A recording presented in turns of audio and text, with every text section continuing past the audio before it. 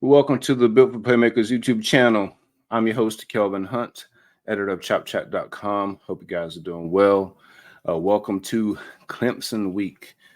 In this video, we're going to look at some of the major fixes that FSU will need to address before they head up to Death Valley to take on the Clemson Tigers. So we're going to briefly look back at the Boston College game, going to show some video and give you some thoughts and then kind of go from there.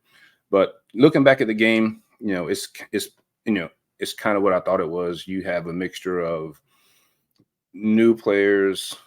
Well, I shouldn't say new, but inexperienced players in new positions and missed tackles and a combination of an aggressive coach and Jeff Hafley at Boston College doing things that coaches normally wouldn't do. When I say that, I mean going forward on fourth down, deep in your own territory multiple times, because he simply had nothing to lose. They were, almost 4 touchdown underdogs in this game. Normally you're going to see a coach 4th and 1 from their own 28 or 30. They're going to punt that ball, which is going to give the FSU offense at least 2 more possessions that they would have had normally. That wasn't the case. 4th and 1. He's like, hey, we can get 1 yard. They get 1 yard, and the drive continues. So that's out of the norm. So that's a couple things that usually won't happen. I just wanted to point that out there. But yeah, so we're going to jump right into it. If you could go ahead and like this video. If you've been here before, we do quality work. One of the fastest growing FSU channels on YouTube. Like the video, subscribe if you haven't, and we're going to go ahead and jump into this. And you're going to see a common theme here.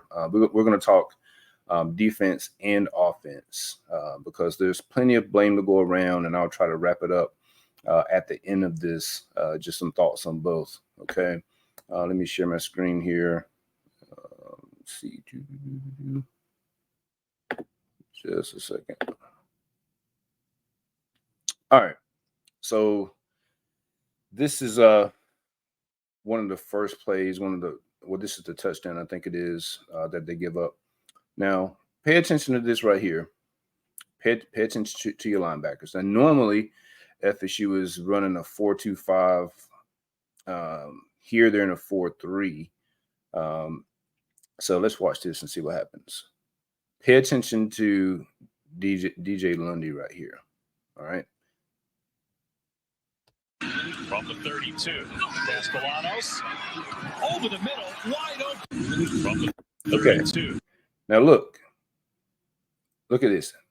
Castellanos is getting ready to throw the ball to this guy here. Watch. DJ Lundy where is he going? Where is this? This is not coached, guys. I promise you, you don't get coached to do this. Watch how many steps he takes when he's throwing the ball here. Castellanos over the middle, wide open. Where is he going? Where is he going? That's crazy. The 32, Castellanos over the middle, wide open. So, you have that. Linebackers were getting picked on or whatnot. Linebackers and safety play are your 2 biggest culprits on defense. Okay, so let's go to this one here. I don't recall which one this is. Let's play it. Threat at quarterback. We'll see if they get Castellanos at all involved in the run game. Just a straight handoff here. Threat at quarterback. Okay, so this is Kevin Knowles in the safety position, right? So a lot of people were like, well, Adam Fuller doesn't mix anything up. He doesn't know what he's doing, blah, blah, blah, blah, blah. So watch this. This is a perfectly timed blitz from the safety position. And Knowles just misses the tackle. This should have gone for like a half yard, 1 yard gain max. And it goes for, 6, almost 7. Watch this. Watch him come in clean and miss the running back. We'll see if they get Castellanos at all involved in the run game. Just a straight handoff here. Threat at quarterback. That's nothing to do with the coach. and I'm not defending Fuller here. I'm just looking objectively here. This is not coaching. This is just a player not making a play on a perfectly called play here. Back, we'll see if they get Castellanos at all involved in the run game. Just a straight handoff here. So you had some of that with Knowles. Knowles is probably responsible for well over 100 yards of Boston College's total yardage in the game. I mean, I hate to call out a player like that, but it is what it is. So let's go to this play right here. This is 3rd and 10, and look, and I said this in the video after the game that I did. The defense was right where they wanted to be the majority of the game. When I say 3rd and long, 3rd and 10, 3rd and 15, 3rd and 17. I mean, that's the thing we got to remember too. Like, if the defense, just sucked totally, or the coaches didn't know what they were doing totally, number one, they would never get the 3rd down, or 3rd and long for that matter. Now, Boston College did help with some penalties and things like that. But process-wise, if you take the result away, process-wise, they are exactly where they want to be. 3rd and long, right? Then it's, hey, make a play, get off the field, right? So let's play this right here and see what happens. Castellanos out of the gun, dropping back into the end zone. Steps up, he has some room over the... Okay. So Castellanos out of the gun, dropping... Look at this. 2 players are going to go here. Why? And then I think this is Bethune. Bethune goes, I don't know why Bethune goes so far over here when he's got a guy here with this guy. Back into the... Look. 2 guys here on this one guy. Bethune comes down, misses the tackle because he takes a bad angle. End zone, steps up, he has some room over the... Well, actually, I take that back. He just gets outran. Castellanos out of the gun. But look at this. There's a lane here. 1, 2, 3, 4 players. 4 players here. There's a lane, 4 players. 4 players, 2 receivers. Drop. So back into the end zone, steps up, he has some room over the... There are guys that are in position. It's not like you can it's not like you can talk to the player while the play is going on, like, hey, do this. I mean, at some point the players just have to recognize things and make a play, right? So let's go to this one here. This one right here is maddening. I want you to key on Shyheim Brown right here. Shyheim Brown right here, okay? From the Boston College offensive line. Now, one thing is he has all day to throw the ball. They're mush rushing, I guess, meaning they're basically just trying to contain him in the pocket. They're not attacking, But what that does is that makes the secondary have to cover a very long time. Okay. Matter of fact, so if we back this up, I mean, it's already at Boston College offensive 1, line all 2, day 3, for 4 seconds. 4 seconds. 4 seconds. That's way too long. But at the same time, let's go back. Offensive line. Watch Shyheim Brown right here. He's going to see this guy right here all day. And this guy is coming here. And Shyheim, instead of seeing this guy coming across here, just goes up here. Castellanos to stand back there, survey the field, and from the Boston College offensive line all day. So look, how does Shyheim Brown not see this guy? How does he not? I mean, he's solely just looking at the quarterback, I guess. But how does he not see this guy? This guy is in front of him like 3 yards. How does he not see him? For Castellanos to stand back there, survey the field, and from the Boston College offensive line all. Yeah, from my vantage point, he should be carrying this guy here and picking him up as he comes through his zone. Day for Castellanos to stand back there, survey the field, and from the Boston. You know, so is it guys just not doing their jobs? Is it playing hero ball? I don't know. I don't know. So let's see. This one's going to be offense. This is offense right here. Look at this. Now, on offense, some of the biggest issues, a lot of the things on offense can be fixed easily, simply with Jordan Travis just making better decisions with where he's going to go to with the ball. And this is a prime example right here. Watch this.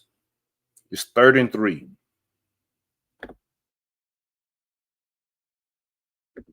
Why are we throwing that? When Toa Philly is wide open. Watch Toa Philly right here. Look at that. If he throws it here, it's a first down plus yards, plus yaks. This is a tough. Now, if he makes a better throw, it's a chunk yard play, but I mean, all you need is 3. All you need is a first down. All you need is a first down. And I mean, you can milk most of this time away. 3rd and 3. All you got to do is hit this guy right here, Toa Philly, and it's a first down plus yards.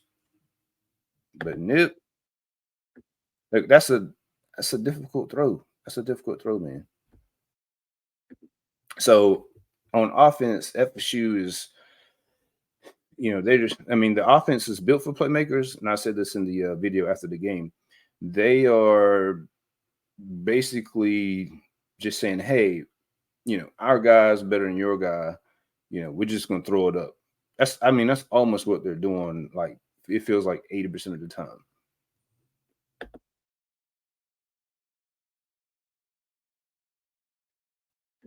So you have that one. This is another one. Look, it's 3rd and 5. Oh, I got to share the tab first. It's 3rd and 5 here. 3rd and 5. Now, a penalty gets thrown here, so they kind of get bailed out. But this is Toa Philly out here, out wide. Why are we even running this play? First of all, let's run it. On the play clock at 3, they snap it. Here come the Eagles. So, I mean, there's two defenders there. So he's not even going to catch this, even if he doesn't get tackled, probably. Into the end zone, a lot of contact. I mean, all you need is 5 yards. Now, they ultimately score a touchdown in this drive, but if they don't get bailed out with a penalty there, I mean, why? Play clock at 3. Look, and everybody's going vertical. Everybody's going vertical except for this, this little dig, it looks like. And he gets pressure from here, so he kind of has to get rid of it. But I mean, why don't we run a slant behind this? Here come the Eagles. Look, there's nothing but into the end zone, a lot of contact. On the play clock at 3. Look, watch right here. There's nothing but turf here. Nothing but turf here. They snap it. Here comes. If he throws it there, it's a touchdown. The Eagles pass into the end zone, a lot of contact. Oh man. Oh, so back to defense here. So this is a key point in the game. It's 3rd and 10 on their own, back on their own goal line. If you get off the field here, you're probably going to get the ball. Well, I need to share this tab again. So here it's 3rd and 10, and another key moment in the game. Like I said, they're on their own goal line. You get off the field here, you're probably going to get the ball near midfield, probably. So if you get off the field here, it's a big deal. So Omar Graham Jr., redshirt freshman linebacker, is in the game. I don't know if it was just his turn to rotate into the game, or I know earlier before this point, Kalen DeLoach came out of the game. I saw he kind of motioned like he needed to come out or whatever on a drive before this. And so I don't know if he just wasn't ready to go back in, or again, if it was just Omar's turn to go and rotate. I'm not sure, but he takes it away though. Look at this. With quarterback count and a massive hole opens up. So look, here's Omar Graham right here. This hole, this gap right here is gonna open up. You have Patrick Payton here trying to set the edge. You have AZ Thomas here. Watch where Omar goes. Shifting. Why? Why do you go? Why do you go over there? You have the sideline. You have the sideline over here. You have a defender behind you. Why do you go over there? In Florida State. That costs you. I mean, you're not coached that. Well, there's not even a gap over there. Where you going? That's just a young, inexperienced player, making a bad read. He takes it away though. Now you can question and say, why is he in the game? Again, I don't know. Maybe Delos was hurt. I'm not sure, but you had that. Okay. So on this play right here, this goes back to, I want you to key on Kevin Knowles right here. Key on Kevin Knowles right here. All right. Now, again, this is where you want to be. It's 3rd and 17. Watch what Kevin Knowles does as soon as this ball is hiked. Georgia's look when they've had a national championship run. Where are you going? Where are you going? Why are you dropping so deep? You're dropping behind the first down line. Now watch this. Watch this. Back to throw Castellanos here. Right where he was. He could have just stood still and just stayed there, and he could have intercepted the ball. Now he probably wouldn't have thrown it, but there you go. Or he could at least picked the guy up and carried him, up the seam or whatever. 3rd and long. Then he takes a bad angle and misses the tackle. Wide open receiver. Georgia's look when they. Look at this. The ball is going to be caught like right here. Why is he dropping so far back? I mean, that's just situational awareness. I don't know, man. I mean, is that on coaching? I mean, that's almost like saying, if you're a baseball player, you guys know that I play baseball in college. So it's like, if it's 0-2, he's probably going to throw me a curveball in the dirt. Don't swing at it. But then you swing at it anyway. Right? Look at this. Had a national championship run. Back to throw Castellanos here, 3rd and long. Wide open receiver. Georgia's look when they. I mean, man, that's so crazy. That's so crazy. Wow. All right. So looking at those things, all those things are fixable. All of them, every single one of them are fixable. Recognize the situation, start and long, know where the sticks are, fill the right gaps. I mean, if they do that, if they do those two things alone, they get off the field on at least 2 or 3 more 3rd downs where they didn't otherwise. Just on those two things alone, that's fixable. Jordan Travis.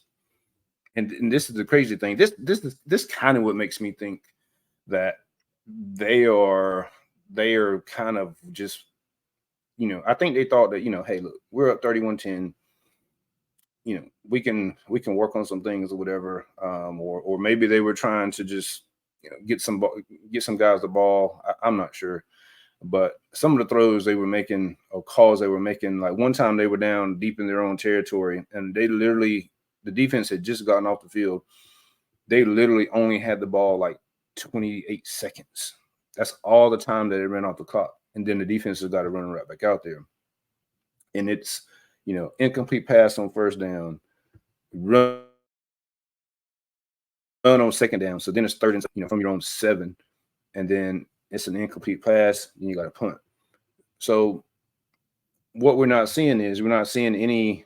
Well, we saw it some, we saw it whenever, they went on like they scored on like 5 straight possessions or something like that. We saw them with Rodney Hill set up the running game, then Boston College had to bring his safety down. And then we saw them hit Johnny Wilson a couple times. We saw them hit Jaheim Bell, so part of it is, I think, I think they were trying to just be really vanilla for whatever reason, and just not put anything else on tape before they play Clemson. That's the only thing I can think of, because Jordan Travis has shown how to hit a check down. I mean, he did that quite often last year. And that's the crazy part is like, if he just hits the check down, his numbers look way better than they do right now. And I think we're going to see that. So I know a lot of people after the game were, oh, we're going to get rolled by Clemson, and we suck.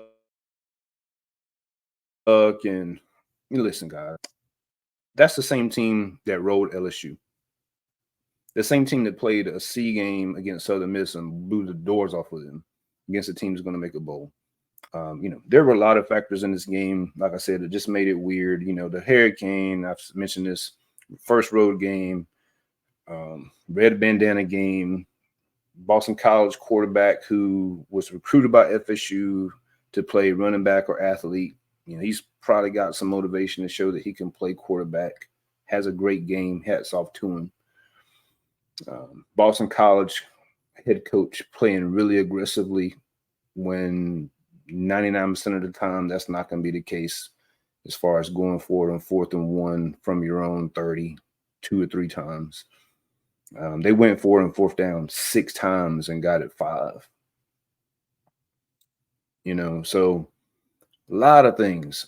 I think there is some credence to guys being sick or under the weather. I remember when I watched the game in real time, I was thinking like, man, the defensive line just feels like they don't have that same burst. They were on those 4th and 1s, they were kind of getting blown off the ball a little bit. Now, granted, they were only getting like 1.5 yards or 2 yards on 4th and 1, but all they needed was 1 yard. So it's like it's a conversion. And I think Kalen DeLoach's father, Mr. DeLoach, shout out to Mr. DeLoach, man, it stands for. He pretty much confirmed that there were several guys that had been sick throughout the week, on top of Johnny Wilson, and I think Jordan Travis been sick during last week during Southern Miss. And so how the flu is if 1 or 2 people get it, around some other people, then it's just going to run its course through whoever's in close vicinity of everybody.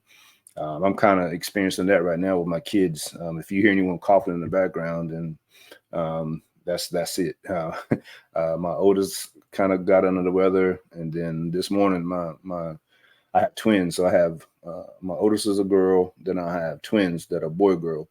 So my oldest girl wasn't feeling well the last couple of days, and then this morning my girl twin, she's like, Dad, I don't feel well, so she didn't go to school. So that's it. So you have a lot of different factors that played into that game. And the crazy thing is as close as that game was at the end, literally you were 2-3 plays away from going up 38-10 and us not even having this conversation. Again, if the offense goes out there and scores, they have an opportunity to go up 38-10. And, they, whatever, I can't remember exactly what happened on the possession, but obviously they don't score and they have to punt. And, but if they go up there and execute and score and put that final nail in the coffin at 38-10, with about, halfway to go in the third quarter, because guys, it was still 31-10 almost at the end of the third quarter. And that's the thing, everybody's like, oh, the defense sucks. The defense gave up 10 points on the first 2 drives. They kept Boston College out of the end zone all the way until like the beginning of the fourth quarter, because they forced a punt like on like 5 or 6 straight possessions, and then they got a turnover on downs on the whenever Trey Benson mishandled the squib kick. So offensively, I think they'll be fine. Defensively, you got to look at it this way. They started out, a little shaky, and that's the thing. A lot of people are like, we got to be great from the jump. You got to look at it like a fight. If you're fighting someone, you can study the film, you can do everything you want to study, but you don't know what that guy or girl is going to do whenever you don't know what strategy they're going to have. So I mean, you could plan for one thing and then they do some totally different stuff. And then you have to adjust. That's why you see Mike Novell has so much success on their first drives on everything scripted, so you can only assume or hope that they do certain things, but that's not always the case, right? But what you saw after that first quarter, you saw that the defense made an adjustment, and they went from there. So knowing that, the defense is capable of being really good. So if that's the case, then the coaches know what they're doing. It's a simple fact of getting guys to execute and play their assignments, right? Because if they couldn't coach, then they would never have dominant stretches like they had in the Boston College game. They would never have dominant stretches like they had. Well, they dominated the whole game against Southern Miss. They dominated the second half against LSU. So the coaches can coach. It's getting those guys to execute every time, which is not going to happen. And then sometimes you can execute exactly what's called and still get beat. And there were a couple of times where the quarterback from BC he was just an athlete, man, just an athlete, and you got to tip your hat to him. So like I said, I'm not here to offer excuses. I do the same energy people come at the defense with, as far as blaming the defense for the game being close, which is crazy, because like I said, other than the 10 points in the first quarter, they held them scoreless the whole next 2 quarters or so.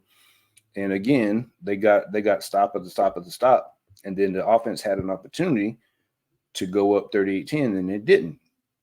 And then also at the end of the game, the defense, the offense had another opportunity with about 5 minutes to go in the game. They get an opportunity with 5:19, I think it is.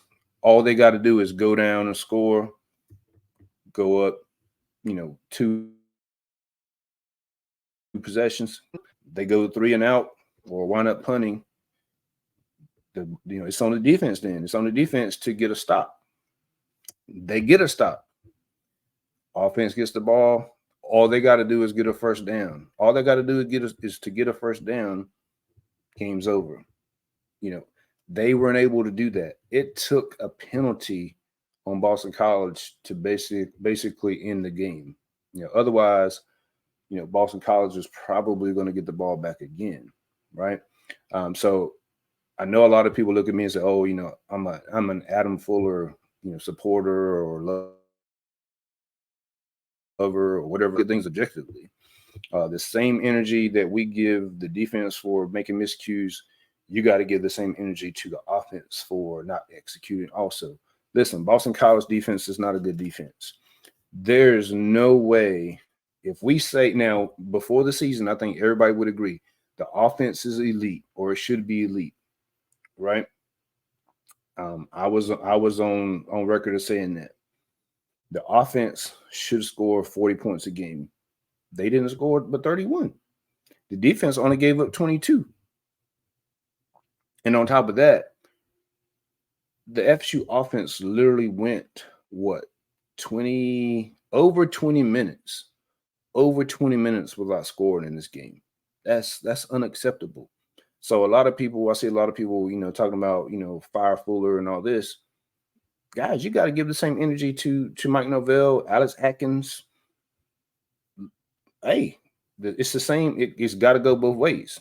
It's got to go both ways. You got to, if we're going to hold people accountable, it's got to go to both sides of the ball, because both sides of the ball left a lot to be desired out there on that field, right? But if we're saying that the offense is the strength of this team, if we're going to call one unit elite, it would be the offense. I think everybody would agree with that. Okay, well, they should be held to even a higher standard than the defense, especially when you're playing Boston College, who that's not a good defense. It's not. So after this, just keep that same energy whenever you're looking at the game, and be objective. I know a lot of people have their biases. They haven't liked Adam Fuller since 2020 or whatever. But the offense wasn't good back then either. We were averaging like 25 a game, something like that. So I don't know why. I don't understand why some people just continue to have that bias. But then whenever the offense doesn't show up, just kind of overlook it or say whatever. Like I said, I'm in the business of not having an agenda, looking at everything objectively and calling on how I see it. Both areas have a lot of room for improvement, and I think you're going to see that this week. I think you're going to see that this week against Clemson. This is Mike Norvell has every big game here in the last couple years. They've been in it. Even when they were undermanned, they were in it. And last year against Clemson, there was a couple situations that really cost them. A busted coverage for a touchdown, a kickoff return in the second half that pretty much put them in the red zone to start out the gate. A turnover by Jordan Travis. All of those resulted in points. Clemson only scored 34. Half of their points came off of those three possessions right there. And then the FSU offense had multiple opportunities to put the ball in the end zone, or they were in position to. There was a turnover and downs basically inside the 5. There were a couple of possessions where they had 3rd and short, 4th and short, like on the Clemson 30, turnover on downs or whatever. They have the horses this year to avoid that happening. So the talent is relatively equal. And usually when the talent is equal in these games where everybody's, motivated, nobody's sick and that sort of thing, Mike Norvell usually has his guys ready to play, right? Point spread came out. FSU was a slight road favorite at like 2.5 or 2 points. That to me tells me that, that's a good sign, because usually, the casual person will say, oh man, they almost lost to Boston College. Boston College almost lost to Holy Cross. Clemson just destroyed FAU. Clemson, routed Charleston Southern. Both are teams of no, not very good. But the casual person, looks at the scoreboard and say, oh, they won the last 2 by this much. They barely just beat this team. I'm going to pick them because, it's only 2 points or whatever. But it's all about the matchups. And I'll probably try to do another video here this week before the game and get more into it. But against Clemson, you don't have to worry about a crazy mobile quarterback like Castellanos or like Jaden Daniels. Klubnik can run, but he's not like those 2 guys. So that alone just changes how the defense matches up with Clemson. Look, we've seen FSU against a very good offense. I told you guys after the LSU game, that LSU would probably be a top 10 offense. Well, look, Jaden Daniels just went like 31 of 34 for like over 300 yards, like 3 touchdowns, and ran for another 70 or 80 and like 1 or 2 touchdowns, and blew the doors off of Mississippi State. And Mississippi State is a good team, but that's what a good offense will do to a subpar opponent. So look, we have seen FSU play a very good offense and contain them, right? So it goes both ways. A lot of people look at the LSU game and say, oh, FSU was elite. We're going to blow everybody out. Nobody can stop us, right? I mean, that's what fans do. And then whenever you have a bad game, oh, we could lose to anybody. And it's like, guys, listen, you can't just go off of saying, oh man, just because we beat them, we're going to beat them, or because we almost lost to Boston College, Clemson's going to roll us. It don't work that way. There's so many X factors and different constants and variables that go into these games that you just can't think like that. I mean, I know as a fan, I mean, that's what you do as a fan. You have your emotion or whatever, but I know a lot of people are looking at this game and they're like, they're afraid or they think we're going to lose or whatever. I'm confident. I'm confident going into this game. I know what these guys are capable of. I know what Clemson. I feel like I know what Clemson is capable of after watching them. And by the way, if you haven't liked this and you're still watching, man, give me a like. Man, I need at least 50 likes. I think the highest I've gotten is like 40. Let me get 50 likes, man. I would appreciate the support. But I feel like if you were to say, hey, look, which team has the highest ceiling, right? If you say, hey, the best you can play is here, right? For Clemson. And I would say, okay, if you played your absolute best game, FSU, you would be here. Clemson's absolute flawless game was here. FSU's flawless absolute game is here. Outside of like I said, some crazy turnovers or whatever, I think FSU will go up there and handle business. I think Mike Norvell has been playing. I think he's been planning for this game for quite a while. I would prefer him not to be as vanilla against Boston College. And, I'm not saying he treated this game as a scrimmage. I don't think he treated it as a scrimmage. I think they did against Southern Miss, but I don't know. There were just some play calls and just different things in this game where I was just like, this does not feel like it's it just didn't make sense to me. And, but I know that whenever they play a game that they know, it's going to be a game, Mike Norvell, even before he took the FSU job, the book on him was, hey, look, whenever there's a game, and it's one that, he feels like he has to win or, it's a big game. I've never seen, this is someone else talking, I have never seen his teams come in unprepared. Right. And in going back over the last year or two, whenever, the talent has gotten better, I think you could say that because against Clemson the last couple of years, they've been undermanned, but they could have won both of those games. They could have won at Clemson in 2021 with a lesser team. That 2021 team for Clemson probably is better than this Clemson team, probably has more talent overall.